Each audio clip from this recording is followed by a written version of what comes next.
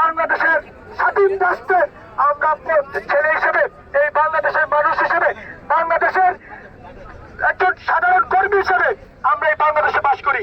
আমরা এই হত্যাকে কোনোভাবেই বরদাস্ত করতে পারি না, কোনোভাবেই প্রশ্রয় দিতে পারি না।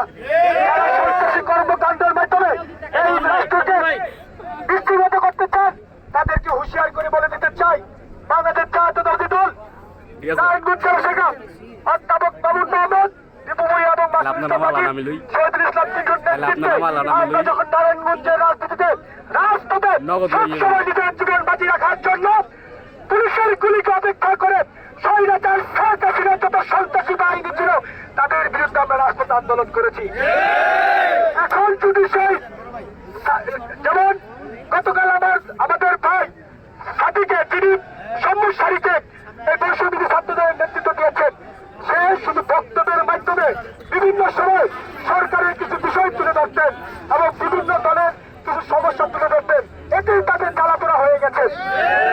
আজকে তারা আমাদের দলের সিনিয়র নেতাদের নিয়ে কথা বলে এবং হসপিটালে যখন সাথীকে দেখতে যায়, যারা এই সিনিয়র নেতৃবৃন্দকে নিয়ে যারা উচ্চতর বক্তব্য দিয়েছিলেন এবং বাজে কথা বলেছিলেন, আইনের কিছু ভাষা থেকে সে আইনের তদন্তে বেরিয়ে এসেছে তারা কারা ছিলেন। সুকৌশলে বাংলাদেশকে একটি জঙ্গি রাষ্ট্র বানানোর জন্য যে চেষ্টাটি তারা করছে, এরা দীর্ঘ 70 বছর যেমন আমরা সফলতা দেই নাই, ইনশাল্লাহ সামনের নির্বাচনেও সঠিকভাবে নির্বাচন হবে, গণতান্ত্রিক প্রক্রিয়া নির্বাচন হবে। সেই নির্বাচনে বাংলাদেশ জাতীয়তাবাদী দল বিপুল গুণে জয়লাভ করে এই জঙ্গি রাষ্ট্র থেকে একটি শহীদ সম্পূর্ণ রাষ্ট্র, শক্তিশালী রাষ্ট্র মেরামত করবে আমাদের নেতা জনাব তারেক রহমান। আমরা কাজ করছি।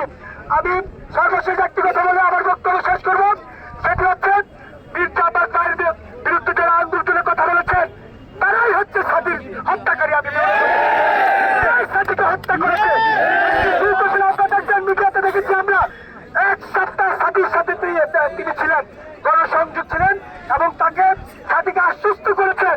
কি করেছেন? যে আপনার উপর হামলা হবে। হামলাটা কে করবে? বিএনপি করবে। তার মানে কি বোঝা যায়? যারা বিএনপি নিয়ে কথা বলে, বিএনপির বিরুদ্ধে কথা বলেছেন, তারাই স্বাধীনকে হত্যা করেছে। এটি স্পষ্ট আমরা বুঝতে পারি, তাই না? আমরা যারা রাজনীতি করি কিছুটা হলেও জ্ঞান অর্জন করে থাকতে পারি।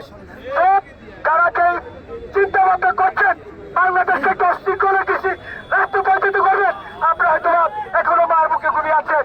আমি মনে করি ইসলামিক কিছু সংগঠন আছেন যারা এই ইসলাম নিয়ে বিকৃত করতে চায়, তারাই এই হাতির বিরুদ্ধে এবং হাতিকে হত্যা করার জন্য